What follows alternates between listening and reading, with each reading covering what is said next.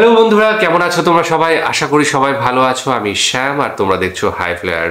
তো আজ আমরা যে ভিডিওটা দেখব সেটা বাংলাদেশে অধুনা যে আন্দোলন চলছে সেই আন্দোলন কোটা নিয়ে।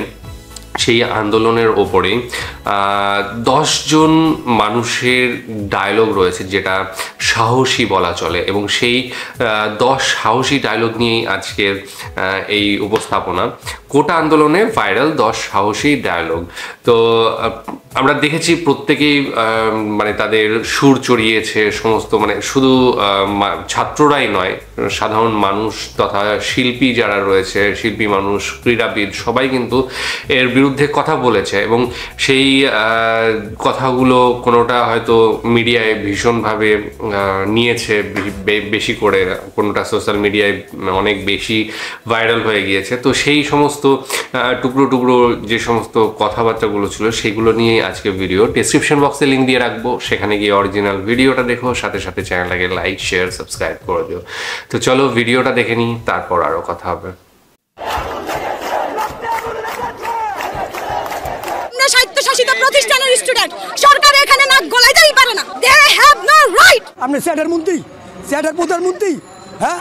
এখনো সে বাংলাদেশে 6 কোটি আছে কাঙ্গালি। কোটা আন্দোলনকে ঘিরে দেশের যে পরিস্থিতি সৃষ্টি হয়েছে, বাংলাদেশের ইতিহাসে এমন ভয়ানক পরিস্থিতি আর কখনো দেখা যায়নি। চারিদিকে এখন রক্তলাল।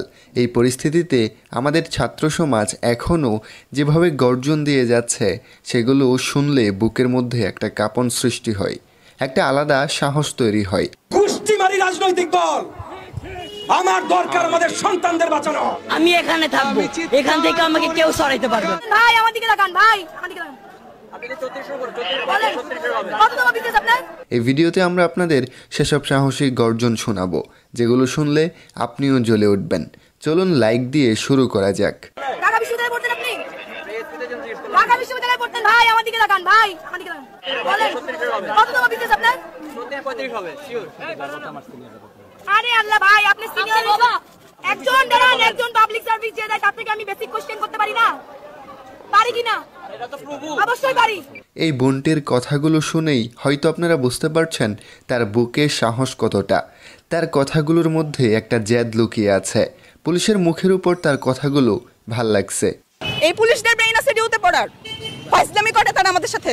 অবশ্যই বলতে পারি, সে একটা মেধাকে মারতে পারে না। কিভাবে সে রংপুরের ছেলেটাকে মারলো? সে এরকম করছে, তাকে গুলি মেরে দিল। তার তো বিশ্বাস আছে যে পুলিশ তাকে মারবে না, তাকে মেরে দিল। কিভাবে? হাউ ডেয়ার দেয়ার? এরকম জায়গায় আমি বাঁচতে চাই না, মেরে ফেলুক আমাকে। পৃথিবীর কোনো দেশে বাঙালি এখনো চাকরিও পাইতেছে না, কারণ বাংলাদেশের ভৌগোলিক আর পুরো দুনিয়ায় বাংলাদেশ এখন জানে বাংলাদেশ কেমন একটা রেড অ্যালার্ট কান্ট্রি হচ্ছে বাংলাদেশ। বাহ, কথাগুলো একদম মনে ধরছে। আসলেই তো মেট্রিক পাস পুলিশ কিভাবে মেডিকেল আর ভার্সিটির স্টুডেন্টদের উপর গুলি চালায়। আমি এখানে থাকবো, এখান থেকে আমাকে কেউ সরাইতে পারবে না। আব্বু কল দিছিল, আব্বু কল দেওয়ার পর বলতেছে যে তোর আর ফোন দেওয়া হবে না। আমাকে কল দেওয়া হয়েছিল, আম্মু বলতেছে তোর তুই তাড়াতাড়ি বাসায় না, তোর বাসায় ঢুকতে দেবে। আমি বলছি যাচ্ছা, আমি বাসায় ঢুকবো না, আমি বাইরেই থাকবো। রাত্রে আজকে বাইরেই থাকবো, 2-3 দিন তুমি চেষ্টা করো না। যতদিন না বিজয় হইতেছে। আমার আজকে ভাইরা কোটার জন্য সুইসাইড করতেছে, আমার ভাইরা চাকরি পাইতেছে না, সুইসাইড করতেছে। কেন করতেছে? আজকে ভাইরা করতেছি, ভবিষ্যতে কি আমরা সুইসাইড করবো না? এই সুডো ভাইডার সাহস দেখে আমি অবাক। তুই বড় হ ভাই, তোর মতো সাহসী এদেশে যেন ঘরে ঘরে জন্ম নেই। স্যালুট জানাই তোকে। গোষ্ঠীমারি রাজনৈতিক দল, আমার দরকার আমাদের সন্তানদের বাঁচানো। আমি বিএনপি বুঝি না, আমি এনডিএম বুঝি না, আমি গণ অধিকার পরিষদ বুঝি না, এবি পার্টি বুঝি না, মুসলিম লীগ বুঝি না, জামাত বুঝি না, কোন দল বুঝি না। আমি বুঝি আমাদের সন্তানরা রাস্তায় দাঁড়িয়েছে, আমি বুঝি আমাদের সন্তানদের রক্ত ঝরছে, আমি বুঝি আমাদের সন্তানদের লাশ মাটিতে পড়ছে। স্যারের কথাগুলোতে একটা প্রতিবাদী গ্রান পেলাম। ধন্যবাদ এভাবে ছাত্রদের পাশে দাঁড়ানোর জন্য। এই আন্দোলনকে এভাবে প্রতিহত করাটা কি আপনার কাছে যৌক্তিক মনে হয় কিনা? এটা তো আপনি কালকে যে সাইদ যে ছেলেটা ছিল, যে ছবিটা রংপুরের ছেলেটা, ও নিরস্ত্র একটা ছেলে। আপনি স্টুডেন্টদের উপরে গুলি চালাতে পারেন? আপনি ছাত্রদের উপরে, নিরস্ত্র ছাত্রদের উপরে কোনো অবস্থাতে আপনি গুলি চালাতে পারেন? এটা জবাব প্রশাসনকে দিতে হবে। বাংলাদেশের মানুষ এটা জানতে চায় যে আমরা একটা প্রাণের কথা বলবো, একটা দাবি তুলবো। আপনার সেটা পছন্দ না হতে পারে, আপনি বাহাস করেন আমার সাথে, আপনি আমাকে কথা বলতে দিবেন না। আমি কথা বলবো, আপনি গুলি করে মারবেন। ওটা মায়ের বাচ্চা, ও একটা বোনের ভাই, আপনি ওকে মেরে ফেলছেন। এটা একটা কথা হলো? এই আপুর কথাগুলো একদম রাইট। দাবি পছন্দ নাই হতে পারে, তাই বলে ছাত্রদের উপর গুলি চালানোর অধিকার দিল কে তোদের? ভাই ওই যে কালকে দাঁতটা মেরে দিয়েছে, ভাই শুট করেন। এটা ক্লিপ রে, এটা কেমন মিডিয়া? ওরা কারা? ওরা কি আমাদের বন্ধু? ওরা কি আমাদের বন্ধু? সরকারের গোলাম, সরকারি গোলাম। পাঁচাটলে মানে না চাটলে পা চাটলে সঙ্গী না, তাহলে জঙ্গি। দেশ টাকার বাপের কেনা না, লাখো শহীদের রক্তের বিনিময়ে দেশ পাই। এই মেয়েটা সরকারের গতি নামিয়ে দিয়েছে। এরকম সাহসী নারীকে দেখলে স্যালুট করতে মন চাই। আমার এখন কিছু নাই, আমি এখন নিজে সুইসাইড করে ফেললো, কোনো কিছু নাই। আমি বিচার দিয়ে যাচ্ছি, জগতের কাছে বিচার দিয়ে যাবো। আমি আমার ছেলেটাকে নিয়ে আমি নিজেও শেষ হয়ে যাবো। আমার মেয়ের কি অপরাধ ছিল? আমার মেয়ে ভালো স্টুডেন্ট, এটাই কি অপরাধ? আমার মেয়ে মেধাবী, এটাই কি তার অপরাধ ছিল? আমার মেয়ে ডিপার্টমেন্টে ফার্স্ট ছিল, এটাই কি তার অপরাধ ছিল? আমার মেয়েটা বিমান বাহিনীর দিদি পাইলট ছিল, এটাই তার অপরাধ ছিল? আমি গত বছর আমার হাজবেন্ড হারাইছি, আজকে বুঝে আমি মেয়েটা হারাইলাম। এই ভিডিওটা আমাকে অনেক কষ্ট দিয়েছে। এই মায়ের বুকটা খালি হয়ে গেল, খুবই কষ্ট পেলাম। আমায় অনেক বড় ডিগ্রি দিছে মা, বইতে নাহি পারি, এই ডিগ্রি বড় ভারী, মাগো বইতে নাহি পারি। বই সাঁঝের গাড়িতে, মাগো সাঁঝের গাড়িতে। আর এই ভিডিওটা দেখলে বোঝা যায় ছাত্র সমাজ যদি একবার রেগে যায় তাহলে কতটা ভয়ঙ্কর পরিস্থিতির সৃষ্টি হতে পারে। স্টুডেন্টরা কেন বলবে? এটা কেমন কথা? আমরা এটা মেনে নিতে পারি না। আজকে আমরা মেনে নিতে পারছি না দেখে আজকে আমরা এখানে দাঁড়িয়েছি। এবং একটা কথা বলতে চাই যে আপনারা যারাই আমাকে শুনছেন না কেন এই মুহূর্তে, স্টুডেন্টদেরকে বুঝিয়ে বলুন, মেরে না। সো আমরা এই অপরাধ কখনোই মানতে পারবো না দেখে আজকে আমরা সবাই এখানে একত্রিত হয়েছি এবং আমরা চাই এটা খুব দ্রুত সমাধান হোক। অভিনেত্রী সাফা কবিরের এই কথাগুলো বেশ ভালো লাগলো।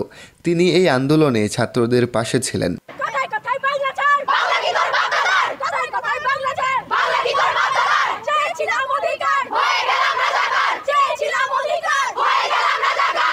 সাহসী নারীদের এই স্লোগানগুলো যে কারোর রক্ত গরম করে দেবে।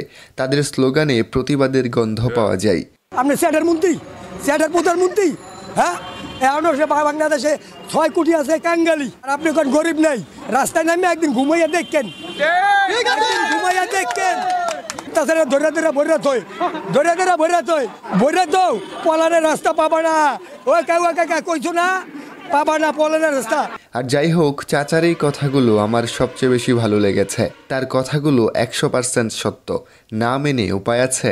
আমি একজন মুক্তিযোদ্ধা হিসাবে আমাকে অনেক সম্মান দেখিয়েছে। আমার মুক্তিযুদ্ধের সার্টিফিকেট ওকে দিব, ওই জায়গায় কালকে নিয়ে যায়। আচ্ছা, কিসের সার্টিফিকেট? মুক্তিযুদ্ধের। কিসের মুক্তিযুদ্ধ? তাই মুক্তিযুদ্ধ হয়েছিল? তুমি আমার মহান মুক্তিযুদ্ধ সম্পর্কে উল্টা পাল্টা বলবো না। চুপ করো।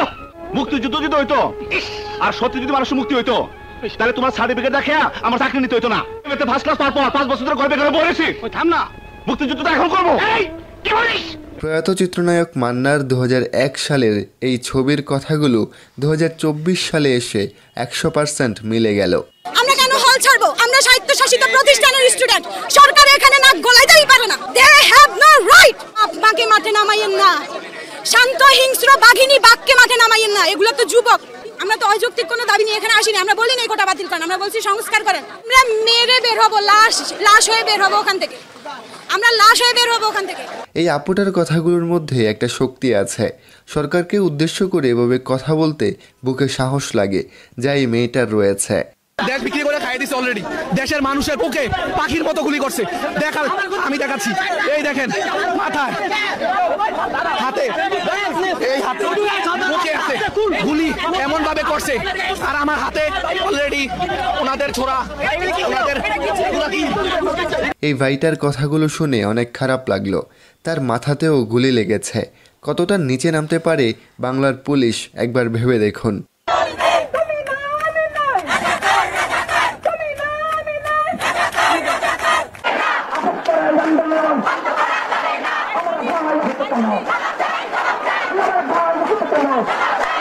এই বোনটি যদিও এখন আমাদের মাঝে নেই, তবুও তার সাহসী কথাগুলো রয়ে গেল আমাদের মাঝে। দোয়া রইল আপনি ভালো থাকবেন।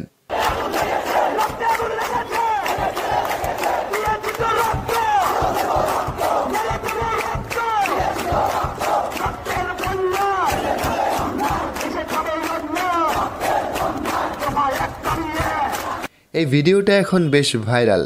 আপুটার হাতে এই কুড়াল এখন ঝড় তুলছে সামাজিক মাধ্যমে।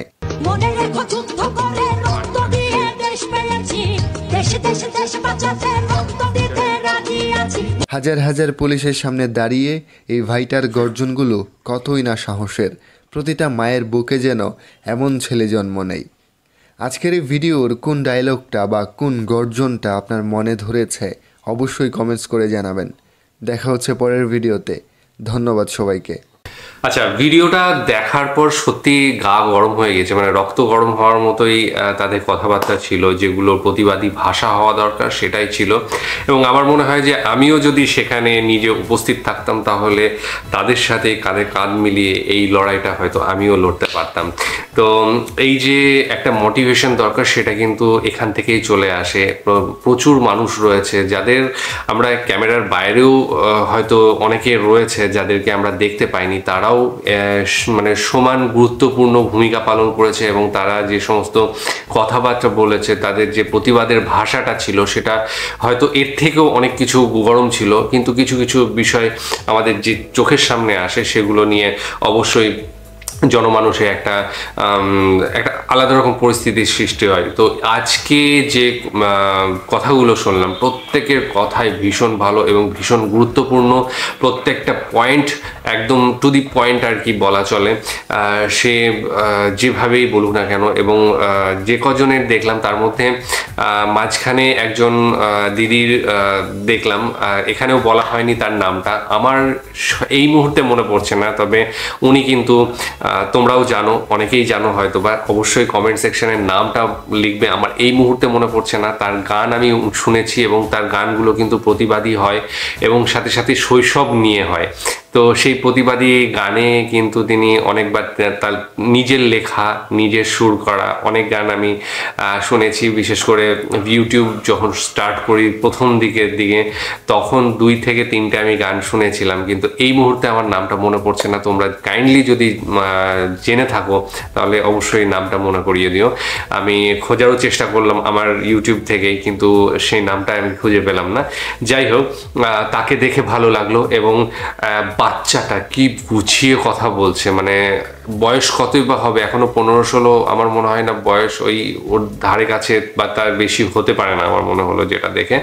তো সে এত গুছিয়ে কথা বলছে, সে তার বাড়ির পরিস্থিতি বলছে, বাবা তাড়াতাড়ি আসতে বলছে, মা আসতে বলছে, না হলে বাইরে থাকতে হবে।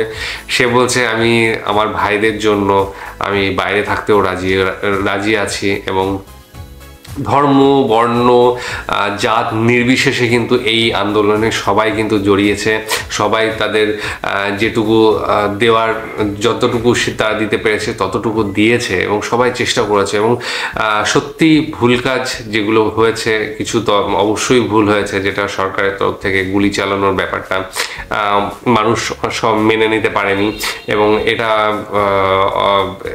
রাষ্ট্রর একটা কাজ হচ্ছে যে তার যে নাগরিক রয়েছে তাদের নিরাপত্তা প্রদান করা, নাকি তাদের ওপর অত্যাচার চালানো। তো সেই জায়গা থেকে আমি বলবো যে এই জিনিসগুলো ভুল হয়েছে যেটা, এবং পরবর্তী সময়ে আলাপ আলোচনার মধ্যে হয়তো বা এটা স্তীমিত হয়ে যাবে আস্তে আস্তে।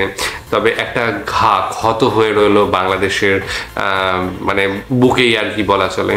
তো সেই ক্ষতটা খুব তাড়াতাড়ি সারার নয়, একটা ছাপ থেকেই যাবে সারা জীবন। যতদিন হয়তো বাংলাদেশ থাকবে ততদিন ইতিহাসে পাতায় কিন্তু এই দিনটা বা এই সময়টা কিন্তু চলে যাবে, এবং এই আন্দোলন নিয়ে সমস্ত লেখালেখি হবে। কোটা ব্যাপারটা নিয়ে এর আগেও আলোচনা করেছি যে কোটা অবশ্যই আমাদের ভারতবর্ষেও রয়েছে, তবে একটা সিস্টেম আমাদেরও প্রচুর ভুল রয়েছে, মানে কোটা নিয়ে অনেকেই অসন্তুষ্ট।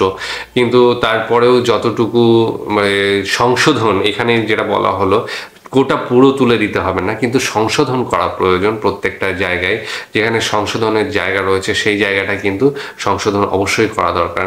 তো দেখলাম, ভীষণ ভালো লাগলো, এবং কিছু 2-1জনকে দেখতে পেলাম যারা আজকে নেই আমাদের মধ্যে, এবং সেটা ভীষণ খারাপ লাগে। তাদের আত্মার শান্তি কামনা করছি, তারা যাতে মানে সেই জগতে গিয়ে ভালো জায়গা পেয়ে থাকে। এবং সাথে সাথে আজকে যে ভিডিও সেটা সবার কাছে পৌঁছে যাবে আশা করছি, এবং প্রচুর মানুষ এটা ভিডিওটা দেখেওছে। তোমাদের ভালো লাগলে অবশ্যই মেইন চ্যানেলে গিয়ে ভিডিওটা দেখে নিও, ডেসক্রিপশন বক্সে লিঙ্ক দিয়ে রাখবো, সেখানে গিয়ে অরিজিনাল ভিডিওটা দেখো। আজকের মতো এখানেই শেষ করছি, আগামী দিন আবার আসবো অন্য কোনো ভিডিও নিয়ে। ততক্ষণের জন্য স্টে টিউনড।